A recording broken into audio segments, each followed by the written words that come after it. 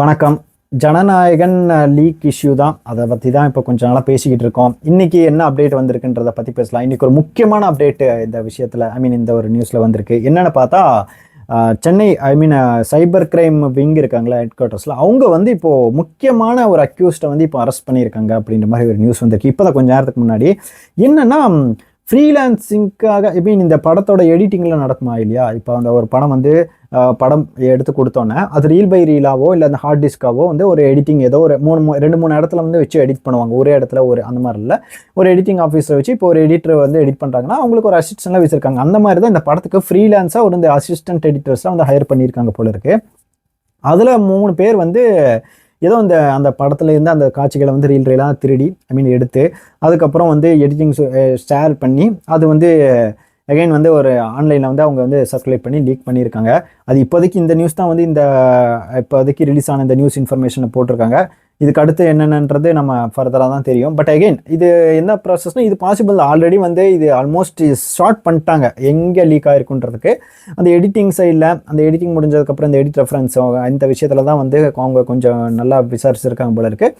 அதில் இப்போது தெளிவாக உங்களுக்கு கிடச்சிருக்கு. பட் அகெயின் இது வந்து உண்மையான இன்ஃபர்மேஷன் என்னன்னு தெரியல. இப்போதைக்கு 3 பேர் வந்து 6 பேர் வந்து சஸ்பெக்டாக வந்து அரெஸ்ட் பண்ணி இப்போது விசாரணை பண்ணிட்டு இருக்காங்க போல இருக்குது. அவங்க தான் மெயினாக எனக்கு தெரிஞ்சு மெயின் அக்யூஸ்ட் அவங்கள தான் இருக்கிறதுக்கான வாய்ப்பு இருக்குது. பட் அகைன் என்ன மாதிரி தண்டனை கொடுப்பாங்க தெரியல. நினச்சி பாருங்கள், இவ்வளோ பெரிய ஒரு விஷயத்தை வந்து ஒரு கோடி ரூபா 50 லட்சம் திருடுறதை விடுங்க, ஒரு ஆல்மோஸ்ட் ஒரு 500 கோடி படம் பட்ஜெட்லான்னு தெரியல. ஆனால் ஏதோ ஒரு பட்ஜெட் இருக்கிற ஒரு படத்தை அப்படியே ஸ்பாயில் பண்ணி விட்டுருக்காங்க. இப்போ நான் அவ்வளோதான் ஆல்ரெடி வந்து இப்போ சென்சார் இதெல்லாம் போயிட்டுருக்கு, அதுக்கும் இப்போ வந்து புஷ் பண்ணிட்டு இருக்காங்க. கோர்ட்டில் கேஸ் போட்டிருக்காங்க.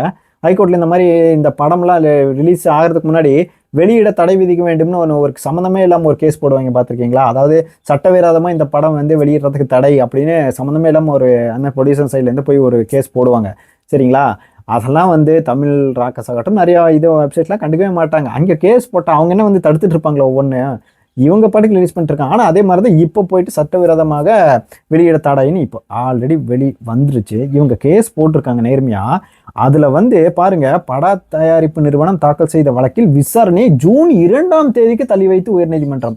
அதாவது சட்டவிரோதமாக வெளியிடுறதுக்கு ஒரு தடை கோரி ஒரு கேஸ் போட்டிருக்காங்க தயாரிப்பு நிறுவனம். இப்போ இந்த மெட்ராஸ் ஹைகோர்ட் என்ன தெரியுமா சொல்லியிருக்காங்க, இந்த விசாரணையவே ஜூன் 2க்கு தள்ளி வச்சிட்டாங்க. எனக்கு தெரிஞ்சு அதுக்குள்ள படம் வந்து தியேட்டரில் வந்து ஓடி முடிச்சு ஓடிடிலேயே வந்துடும் நான் சொல்கிறேன். இந்த மாதிரி தான் இருக்கலாம், அந்த அளவுக்கு தான் போயிட்டு இருக்கு. நினச்சி பாருங்கள், ஜனவரியில் அந்த ஒரு சென்சார் பிரச்சனை பஞ்சாயத்தெல்லாம் இல்லாமல் இருந்திருந்தா சரிப்பா, நீ என்ன வேணால் பண்ணிக்கோ, சென்சார் முடிச்சுட்டு கொடுத்துருக்கணுமா இல்லையா? இவங்க கேஸ் வாபஸ் பண்ணிட்டாங்க. மார்ச்சில் கொடுத்துருக்க வேண்டியது உங்களுக்கே தெரியும், உடம்பு சரியில்லாம் அவன் வரலாம் இவன் வரலான்ட்டு இழுத்தடிச்சு இப்போ வரைக்கும் கொடுக்கல. சரி ஏதோ இப்போ லீக்கே ஆயிடுச்சா, இப்போ அது கொடுத்தவங்கடான்னு என்ன பண்ணிட்டு இருக்காங்கன்னு தெரில. எனக்கு தெரிஞ்சு எலெக்ஷனுக்கு முன்னாடி கண்டிப்பாக வாய்ப்பில்லை. எலெக்ஷனுக்குள்ளே கொடுத்தாலும் உங்களுக்கே தெரியும் 24, 30 தான் ஸ்லாட் இருக்குது. அதனால் எனக்கு தெரிஞ்சு இன்னும் கொஞ்சம் நாளில் எலெக்ஷனுக்கு முன்னாடியே எலெக்ஷனுக்குள்ளேயே எலெக்ஷனுக்கு அடுத்த வாரமோ சென்சார் சர்டிஃபிகேட் கொடுக்கறதுக்கான வாய்ப்பு இருக்குது.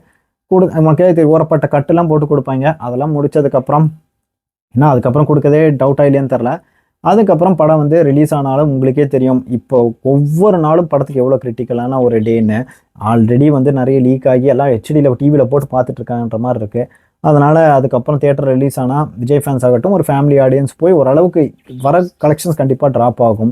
ஆல்ரெடி வாங்கின டிஸ்ட்ரிபியூஷன்ஸ்லாம் இப்போ 100 சில்லற கோடியிலேருந்து 50க்கு கம்மியாக கேட்டுக்கிட்டு இருக்காங்க. ஓடிடி பிளாட்ஃபார்ம் சுத்தமாக சொல்லவே வேணாம், எந்த ரேட்டுக்கு கேட்பாங்கன்னு தெரியாது. ஆல்மோஸ்ட் ஒரு பிரச்சனை தான் போயிட்டுருக்கு. இன்னொரு படம் நடிக்கிறாரு இல்லைன்ற கன்ஃபர்மேஷன் இன்னும் தெரில. அதை பற்றி ஏதாவது ராங்காக இன்ஃபர்மேஷன்ஸ் வந்தாலும் நம்பாதீங்க. இப்போதைக்கு இந்த இன்ஃபர்மேஷன் தான் நம்ம கிடச்சிருக்கு. ஃபர்தராக இதில் என்னென்ன அப்டேட்ன்றது ஃபர்தர் நம்ம பேசலாம். இன்கேஸ் வந்து லீக்டு கண்டென்ட் எதாவது உங்களுக்கு கிடச்சா அதை ஷேர் பண்ண வேணாம், முடிஞ்சால் பார்க்காமையாவது இருங்க. ஏன்னா இன்னும் கொஞ்சம் நாள் தேட்டரில் வந்துடும். அவ்வளோ டெம்ப்டாக இருந்தால் என்ன பண்ண முடியும்? முடிஞ்ச வரைக்கும் ஷேர் பண்ணாமல் இருங்க. ஷேர் பண்ணி இந்த மாதிரி எதுவும் மாட்டிக்காதீங்க பெரிய ஒரு பஞ்சாயத்து இடம். அதை பற்றி இந்த வீடியோவில் பேசணும்னு நினச்சேன். ஏன்னா ஆல்ரெடி நிறையா பொலிட்டிக்ஸ் பஞ்சாயத்துங்களாக போயிட்டுருக்கு. அடுத்தடுத்த வீடியோக்கள் நம்ம ஃபர்தராக இந்த விஷயங்களை பற்றி பேசலாம். இன்கேஸ் எதாவது அப்டேட் வந்தாலும் பேசலாம்.